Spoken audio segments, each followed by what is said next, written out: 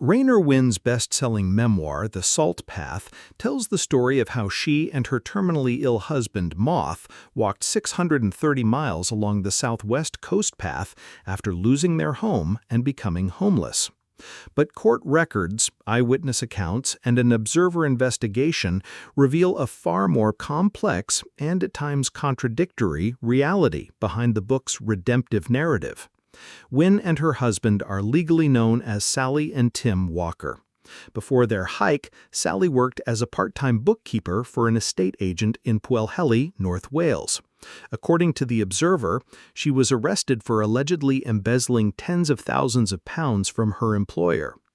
To avoid criminal charges, she borrowed £100,000 from a relative of her husband, referred to as James, agreeing to a loan secured against their home with 18% interest payable on demand.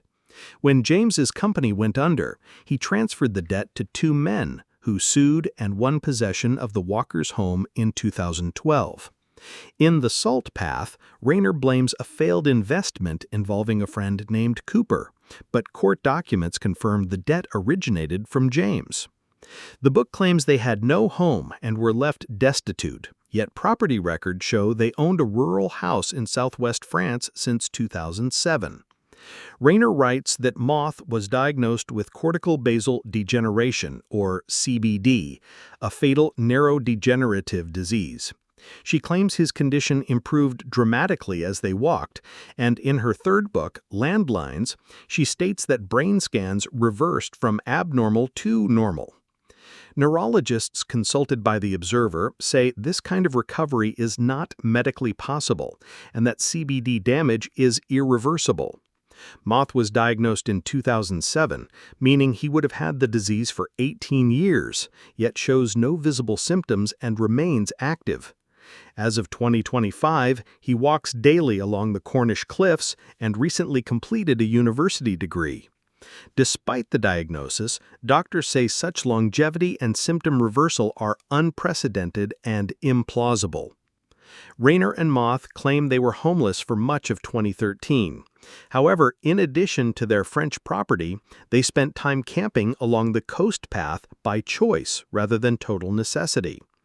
Their weather conditions during the journey were consistent with the southwest UK's oceanic climate: rain, wind, fog, and heat waves, elements used effectively to heighten the book's dramatic tone.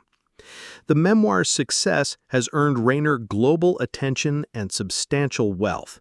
With over 2 million copies sold and 3 published books, estimates place her net worth in the seven-figure range. As of mid-2025, no new financial or legal troubles have been reported, and their debts appear settled.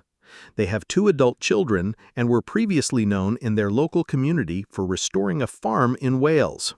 While some details in The Salt Path are supported by public records, such as their legal eviction, Moth's diagnosis, and their walk, others appear to be exaggerated or misrepresented.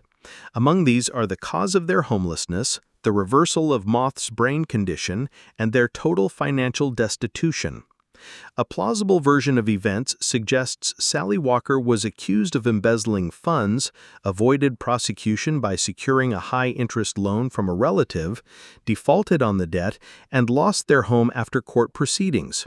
Though they retained property in France, the couple chose to walk the coast path, perhaps as a coping mechanism or narrative opportunity. Moth's illness was real, but the healing claims defy expert medical opinion. The story of The Salt Path captured hearts around the world, but much of its emotional weight may rest on altered truths. The result is a best-selling memoir built on real pain and real travel, but also on omissions, contradictions, and embellishments that blurred the line between memoir and myth.